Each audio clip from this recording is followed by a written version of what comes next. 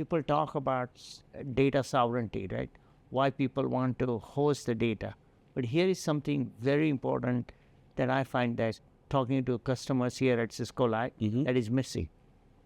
It's not about generating code. Somebody submitted a code and, it went into public. It's not.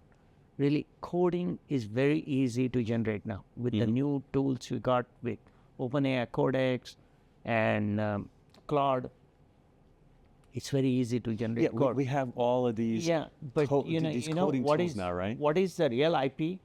Real IP is the logic. How do I solve a problem? And that is what is differentiating company A versus company B. So this logic is very important. And if you go into cloud versus on-prem, this logic, you may be giving this logic away. And this is what I see that more methodologies would come in. So 3 years from now, unlearning bad behavior or bad data with models is something I believe will evolve. And the second thing is, how do you protect your logic versus generating code? Right.